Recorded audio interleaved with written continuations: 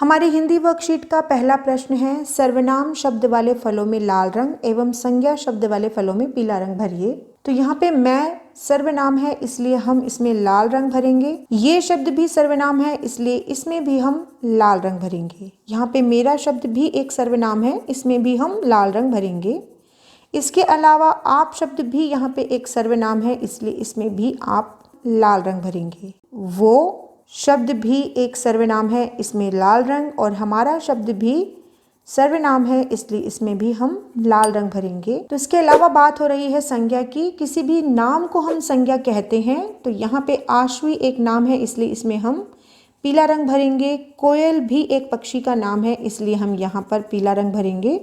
और नमन भी यहाँ पे नाम है इसलिए नमन में हम पीला रंग भरेंगे। यहाँ दिल्ली भी एक जगह का नाम है इसलिए दिल्ली में भी हम पीला रंग भरेंगे। प्रश्न 2 है, लोगों के नाम को उनके कार्य से मिलाइए।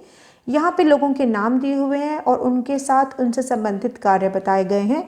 जैसे नर्स क्या कार्य करती है? नर्स करती है लोगों को देखभाल का काम। बढ़ी काम करता है फर्नीचर बनाने का। मोची करता है जूते बनाने का काम। किसान अन्न उगाता है। अध्यापक पढ़ाते हैं। और दर्जी करते हैं कपड़े सिलने का काम। तो इस तरह से बच्चों को पता चलेगा कि अलग अलग विशेष कार्य करने वाले लोगों को हिंदी में क्या कहते हैं। प्रश्न 3 है, बैग में रखे गए शब्दों को सही स्थान पर लिखिए। यहाँ पर शब्द एक वचन और बहुवचन में दिए हुए हैं।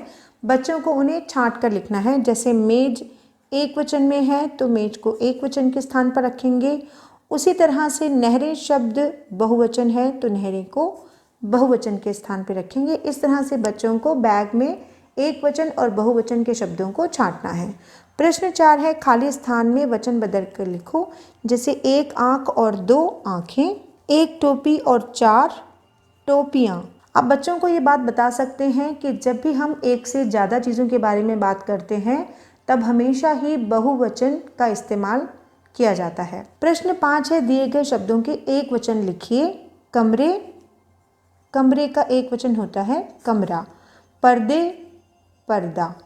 पत्तियाँ, पत्ती। महिलाएं, महिला। पुस्तकें, पुस्तक। रोटियाँ, रोटी। उसी तरह से प्रश्न 6 है, सही शब्द लिखकर वाक्य भरो। फूलों पर कई डैश मंडरा रही थी, तितली या तितलियाँ। क्योंकि कई शब्द लिखा हुआ है इसलिए यहाँ पर आएगा तितलियाँ। फूलों पर कई तितलियाँ मंडरा रही थी। सब डैश ने राष्ट्रीय गान गाया। सब बच्चों ने राष्ट्रीय गान गाया। मेरी व्याकरण की पुस्तक में बहुत सी डैश हैं। मेरी व्याकरण की पुस्तक में बहुत सी तस्वीरें हैं। आज मैंने कक्षा में 2 डैश पढ़ी। आज मैंने कक्षा में 2 कविताएं पढ़ी। प्रश्न 7 है, रेखांकित शब्दों के वचन बदलकर वाक्यों को दोबारा लिखें। जैसे राधा पुस्तक पढ़ती है का हो जाएगा राधा पुस्तकें पढ़ती है। राम चिड़िया उड़ाता है का हो जाएगा राम चिड़िया उड़ाता है। राकेश कमरा साफ करता है का हो जाएगा राकेश कमरे साफ करता है। तो इस तरह से आपने देखा कि किस तरह से हमने एक वचन और बहुवचन से संबंधित प्रश्नों को अलग अलग रूप देकर बच्चों के सामने रखा है, जिससे बच्चों की प्रैक्टिस अच्छे से हो जाए और एग्जाम में उन्हें प्रॉब्लम फेस ना करनी पड़े। प्रश्न 8 में है, रेखा खींचकर विलोम शब्दों का मिलान कीजिए। विलोम शब्द का मतलब विपरीत शब्द या उल्टे अर्थ वाले शब्द। जैसे दिन का उल्टा होता है रात, एक का विपरीत होता है अनेक, वीर का होता है कायर, गुण का अवगुण, अच्छा का बुरा। तो इस तरह से बच्चों को आप विलोम शब्द या उल्टे अर्थ वाले शब्दों का मिलान करने के लिए दे सकते हैं। प्रश्न 9 है, सही विलोम शब्द पर गोला लगाओ। सच्चा, सच्चा का विलोम होता है झूठा। हल्का, हल्का का विलोम होता है भारी। सरल, सरल का मतलब बहुत आसान और सरल का विलोम होता है कठिन। शुरू, शुरू का विलोम होता है खत्म। नया, नया का विलोम होता है पुराना। और सफल, सफल का विलोम होता है असफल। प्रश्न 10 है, उल्टे अर्थ वाले सही शब्द चुनो। कौवा काला होता है और हंस सफ़ेद या पीला।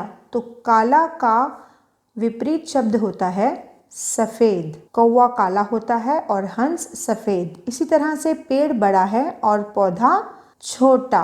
वह गरीब नहीं है, गरीब का विपरीत होता है अमीर, अमीर है। प्रश्न 11 है, सही विकल्प पर सही का निशान लगाओ। इनमें से कौन सा शब्द पुल्लिंग है? तो यह शब्द है लिंग से संबंधित। इनमें जो शब्द हमें स्त्री जाति के बारे में बताते हैं वो होते हैं स्त्रीलिंग, और जो शब्द हमें पुरुष जाति के बारे में बताते हैं वह होते हैं पुल्लिंग। तो तोता पुल्लिंग शब्द है। इनमें से कौन सा शब्द स्त्रीलिंग है? शेर या चिड़िया? चिड़िया शब्द स्त्रीलिंग है। मोरनी शब्द क्या है, स्त्रीलिंग या पुल्लिंग? मोरनी शब्द स्त्रीलिंग है। प्रश्न 12 है, निम्नलिखित शब्दों के लिंग बदलकर लिखिए, जैसे आदमी का औरत, मोर का मोरनी, चिड़ा का चिड़िया, छात्र का छात्रा, हाथी का हथिनी, बिटिया का बेटा, शिष्य का शिष्या, सेठ का सेठानी। तो इस तरह से आप अलग अलग तरह से बच्चों को प्रश्नों को हल करने के लिए दे सकते हैं। हम बढ़ते हैं अपने अगले प्रश्न की तरफ। प्रश्न नंबर 13, सही शब्द भरकर वाक्य पूरे करो। डैश नाच रहा था। अब था शब्द बता रहा है कि यहाँ पे बात हो रही है पुल्लिंग की, यानी कि मोर की। मोर नाच रहा था। डैश कपड़ा कुतर गई शब्द बता रहा है कि यहाँ पर आएगा चूहिया। चूहिया कपड़ा कुतर गई। वह दयालु था।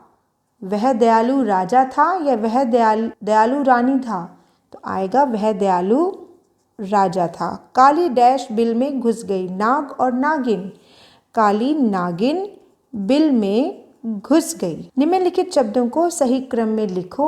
यहाँ पे बच्चों को पता चलेगा कि किस तरह से किसी वाक्य की रचना की जाती है। जैसे गाती है गाना चिड़िया, तो इसका सही वाक्य बनेगा चिड़िया गाना गाती है रागिनी कहानी पढ़ती, तो आएगा रागिनी कहानी पढ़ती है।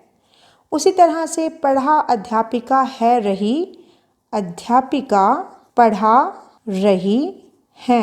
कहाँ है गया वह, वह कहाँ गया है। सुंदर है मारिया, मारिया सुंदर है, मारिया सुंदर है। उड़ पक्षी रहे हैं का हो जाएगा पक्षी उड़ रहे हैं। मेरी बहन यह लड़की है, यह लड़की मेरी बहन है। प्रश्न 15 है, रिक्त स्थान भरिए। अब यहाँ पे हमने बच्चों को दिनों के नाम और महीनों के नाम से संबंधित कुछ प्रश्न पूछे हैं। जैसे सप्ताह में डैश दिन होते हैं। सप्ताह में 7 दिन होते हैं। गुरुवार से पहले बुधवार आता है। क्योंकि बच्चे अब सेकंड क्लास में आ गए हैं तो बच्चों को दिनों के नाम और महीनों के नाम हिंदी में आने ही चाहिए। वर्ष में डैश महीने होते हैं। वर्ष में 12 महीने होते हैं। वर्ष का अंतिम महीना दिसंबर होता है। प्रश्न 16 है, दिनों के नाम द्वारा रिक्त स्थान भरिए। जैसे सोमवार, सोमवार के बाद आता है मंगलवार। बुधवार, बुधवार के बाद आता है गुरुवार। शुक्रवार और शुक्रवार के बाद आता है शनिवार। तो इस तरह से आप बच्चों को दिनों के नाम का अभ्यास करा सकते हैं। प्रश्न 17 है, रिक्त स्थान भरो। मेरा जन्मदिन डैश महीने में आता है। यहाँ पे बच्चों का जन्मदिन जिस महीने में आता है वो उस महीने का नाम लिखेंगे। जनवरी के महीने में डैश आती है, तो जनवरी के महीने में लोहड़ी आती है। डैश में बैसाखी आती है। अप्रैल में बैसाखी आती है। यहाँ पे बच्चों का अभ्यास हम महीनों के नाम से करा रहे हैं। डैश और डैश में गर्मियों की छुट्टियाँ होती हैं, तो मई और जून में गर्मियों की छुट्टियां होती हैं। डैश डैश डैश महीने में सर्दी होती है। तो कौन कौन से महीने में सर्दी होती है? नवंबर, दिसंबर और जनवरी के महीने में सर्दी होती है। यहाँ पे बच्चों को मिलान करना है। 25 दिसंबर को हम क्या मनाते हैं? 25 दिसंबर को हम मनाते हैं क्रिसमस का त्यौहार। 15 अगस्त को हम मनाते हैं अपना स्वतंत्रता दिवस। 14 नवंबर को होता है बाल दिवस और 26 जनवरी को हम मनाते हैं गणतंत्र दिवस के रूप में।